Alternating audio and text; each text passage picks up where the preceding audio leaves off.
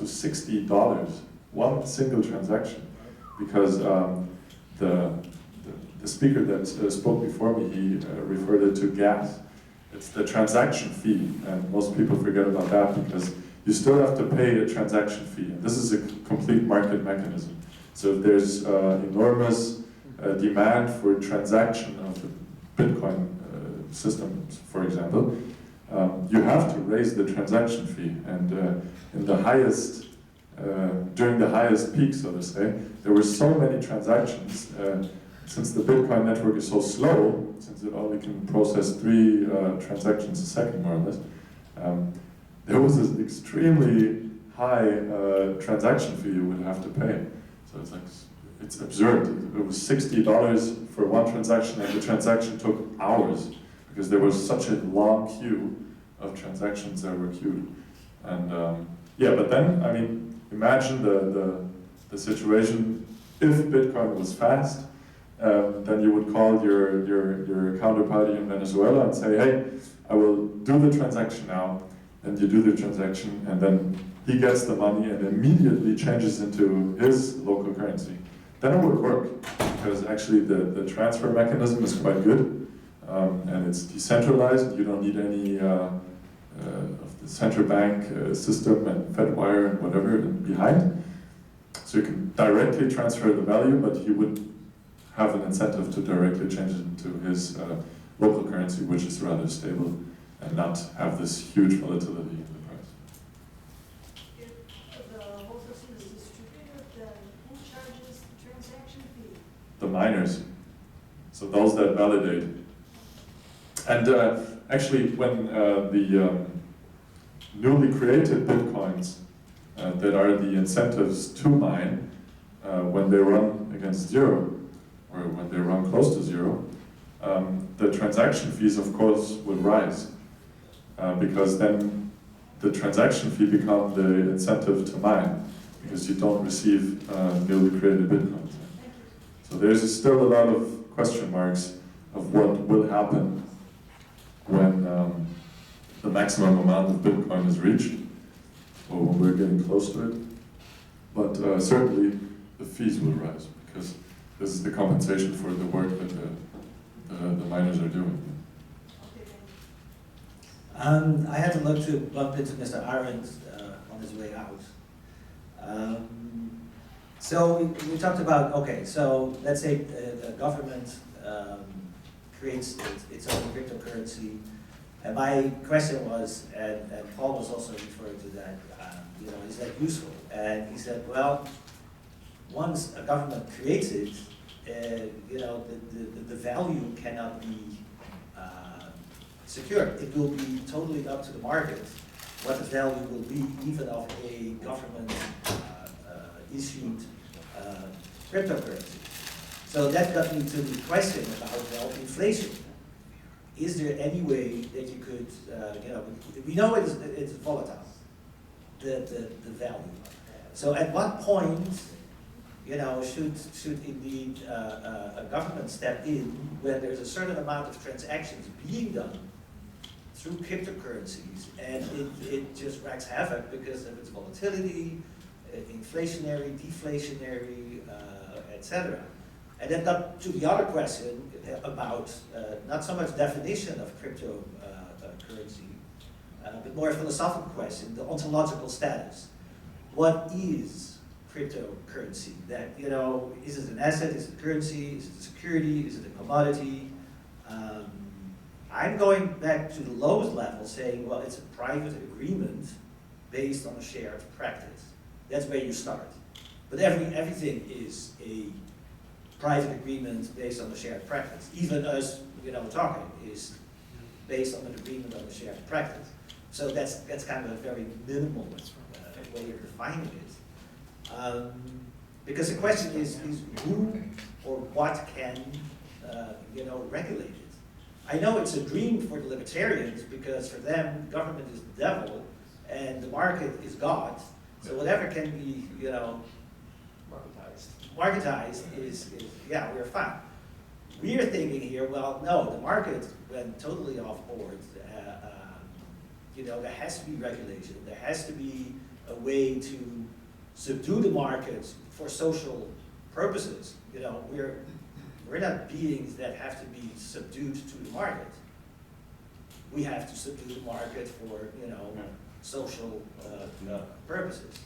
So it's a big conundrum. The only little thing that I could find how to regulate cryptocurrency is to manipulate the price of the energy that goes into the mining.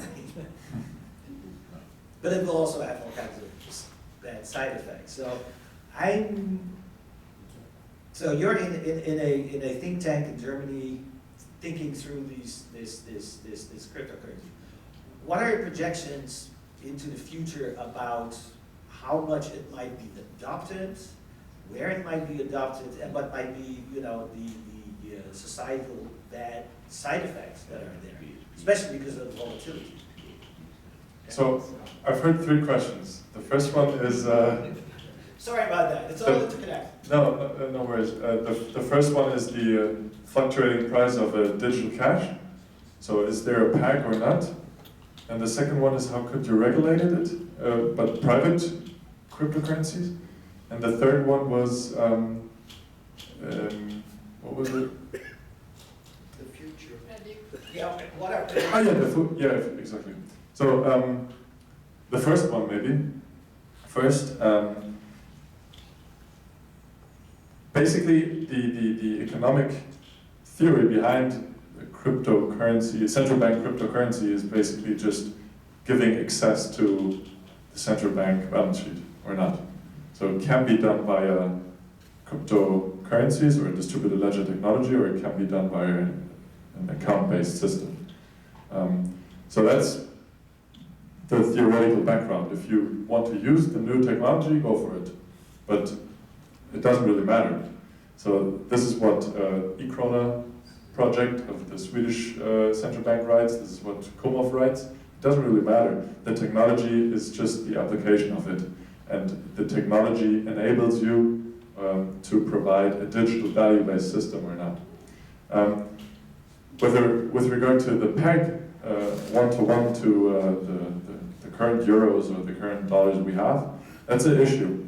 And there is scientific research put forth by Ole Bjerg, for example, from the Copenhagen University. He's going to talk about that on the conference at the end of November, because he sees some difficulties in that.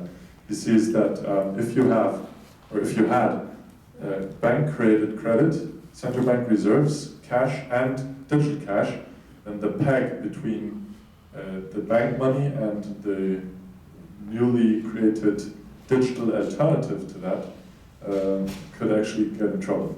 And then you would have fluctuating prices of bank deposits, for example. So it would bring a lot of instability, that's his point. And that's still an issue. Should I quickly get back to question 2 or 3, or do you? No, it will come up. Real quick, regulation, it's difficult, and I think that you cannot really take down the Bitcoin protocol. It's there and it will stay. What you can do is limitate or regulate the entries into Bitcoin. So the exchanges, fiat versus cryptocurrencies, they can be regulated. And they are already quite heavily regulated, or they will be heavily regulated. And that's basically the key to regulate it. The current manager of the BIS, I heard a talk in Frankfurt of him, and that's basically been his viewpoint also. That's the only way you can regulate it, because it's a global, decentralized system. Nobody can really control, and also nobody can shut down. It will exist.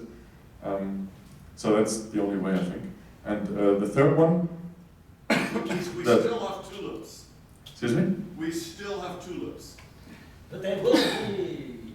I just went to a Dutch man. So 400 years later, nobody can shut down the tulips. Yeah. Sorry about that.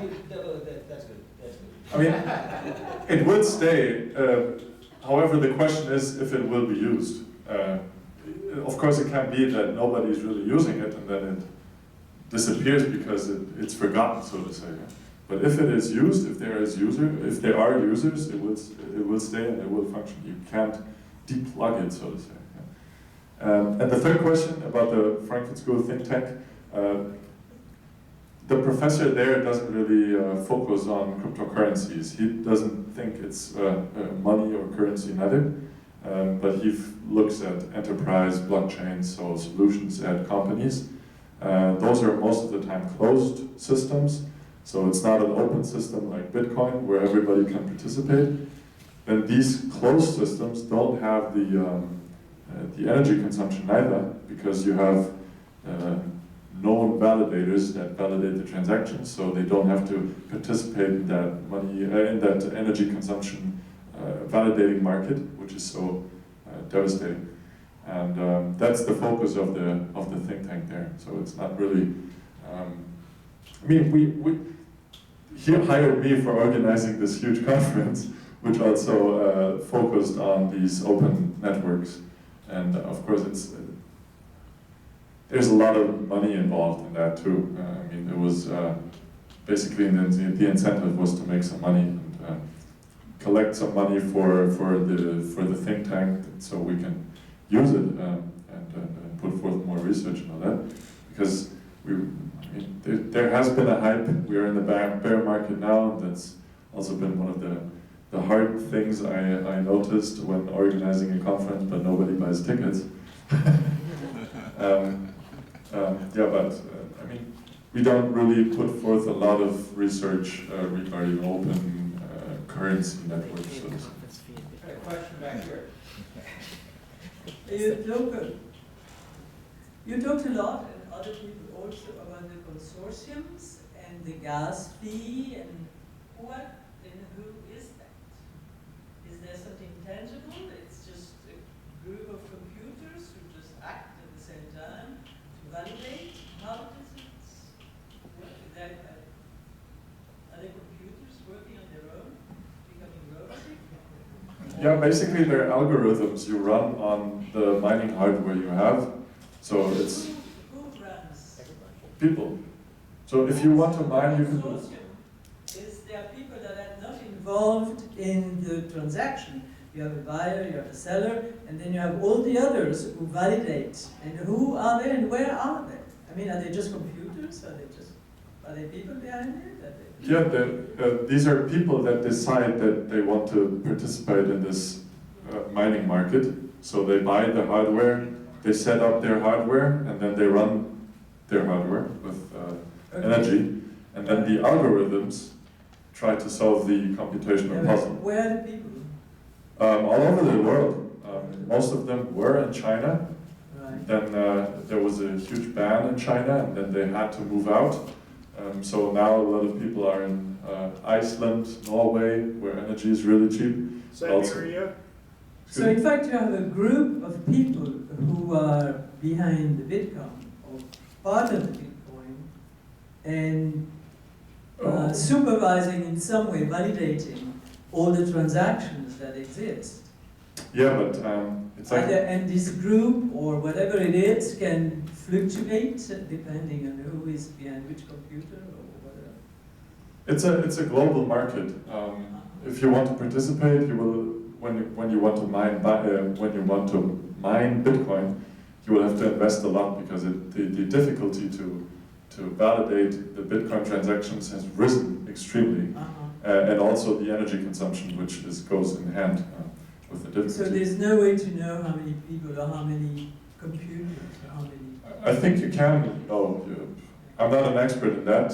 I think there is information online.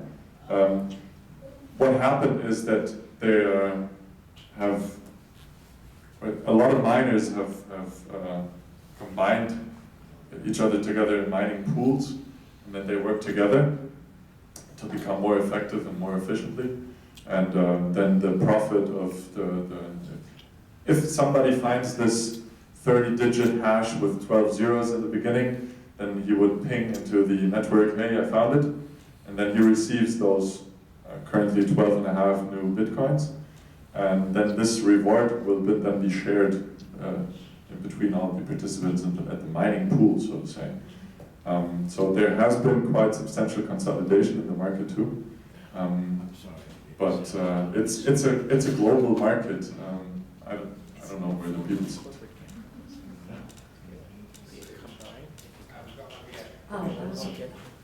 When I worked at my multinational bank, they had people working on this.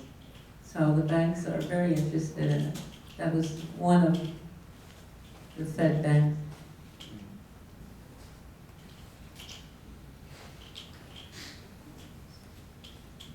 I wanted to go back to your comments earlier about the asset-based. And while both our sovereign money and the digital currencies are asset-based, there are a couple of big differences. One is they're both asset-based because they're an asset because they're valuable as transmission tools or exchange tools, and they both share that. I do think it's ironic that the Bitcoin is a virtual value to the libertarians who love the idea of hard gold currency. So there's a little bit of irony there. And that the other significant difference, though, is that the sovereign money is both an asset because it's useful, and it is on the balance sheet as an asset backed by the full faith and credit and commonwealth of the nation. So that's a really fundamental difference between the two. Very good. Yeah, I mean, Right point. those are not the same assets, of course. Everybody would, how would you say that? Everybody would value it differently.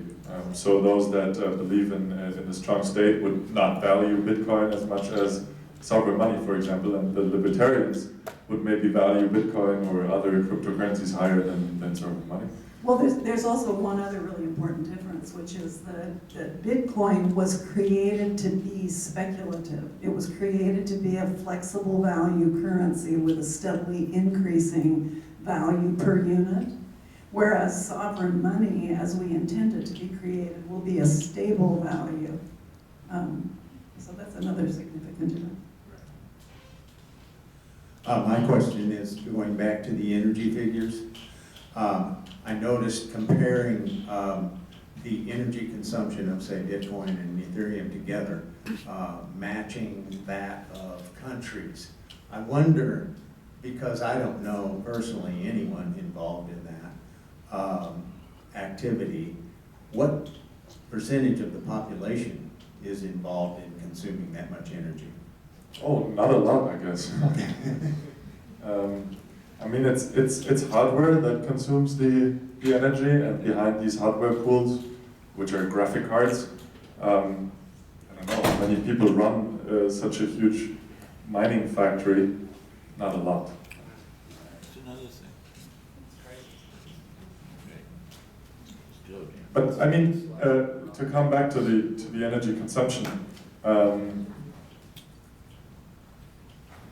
people argue that it's worth to consume this amount of energy just to provide this decentralized possibility of transferring value. So even if it's not a currency, people say it has some value, this Bitcoin thing, because you can actually transfer value decentralized without relying on an intermediary. And therefore, for that possibility, you pay with this high price of electricity. And that's their argument. I mean, if you don't rely on a decentralized and decentralized way of transporting or transferring value without an intermediary, you would say, okay, fine, there is this possibility, but I don't need it. Others maybe argue that, yeah, I need it. And that's the discussion, or that's the discourse that exists, I believe. Some say it's worth it, others say it's definitely not worth it. I was looking at your website that you showed on the screen over there, Digiconomist, which is, I guess gives some of the information on energy consumption as a function of transactions and stuff like that, looking at it as 241 kilowatt hours per transaction, that means, 2,700 100-watt light bulbs for an hour. It's 200,000 watt light bulbs in an hour. Yeah. That's a humongous amount of energy. I Yes. cannot believe that it has that much consumption there. I've had some experience with working with data centers where you go fiber to copper and copper to and so forth, and it does consume lots of energy. But of course, it's operating in the gigahertz region. And my background is physics and engineering, but I'm relatively familiar with it. But I can't imagine it's that much. Because that would cost $10 to $20 per transaction, just the energy. At 5 cents or 10 cents a kilowatt hour, that's up. Well, how much is the cost per transaction? What is the cost per transaction of a typical transaction for Bitcoin or for Ethereum? It depends on the current market situation. We could look up the figures now. I'm curious. Yeah, you can find it definitely on the internet. There's also graphs that show the evolvement and all that, and the development. But you're absolutely right. I mean, you have the energy cost, which is implicit. And it's then, $10. Exactly. And then Transaction. explicit, what you have to pay is the transaction fee. So there's actually, it's, I don't buy it.